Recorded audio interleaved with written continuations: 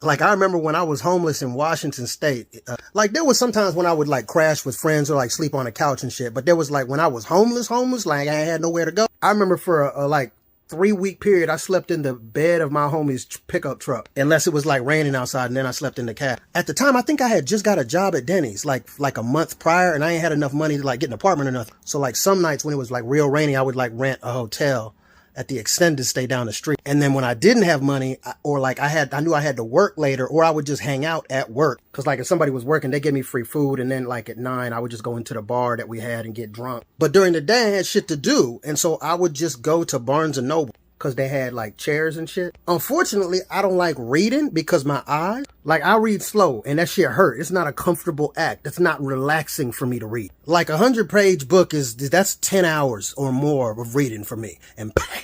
So I remember at the time Harry Potter was big and I think the 3rd movie had just come out. But I was like, man, I ain't gonna fuck with that kid shit though. Knowing goddamn well I had a Ninja Turtle shirt and loved fucking Disneyland. But I remember I had just got from one of my best friends, Trevor, this little ass magnifying glass. It wasn't good or nothing, but it was my first magnifying glass.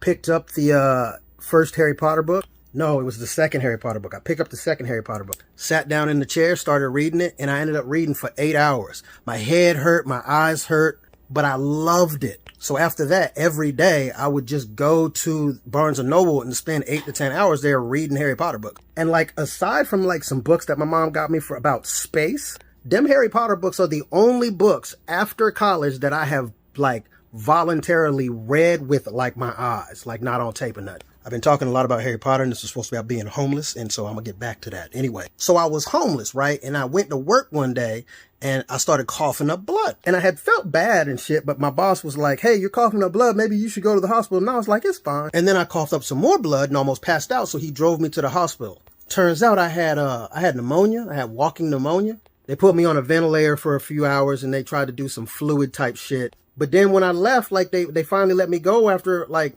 8 hours, I was like, well, I'm still homeless, motherfucker. I ain't got nowhere to go. So I just went back to work. That night, though, my manager gave me enough money to get a hotel room so I could sleep. I was probably only really homeless that time for like a couple months, so it wasn't that bad. I mean, it wasn't good. But eventually the homie Sean let me crash on him on his couch, so it was cool after that. I was homeless down in California too for like 2 weeks, and I stayed in hostels and on the beach and shit. But that's a story for another day.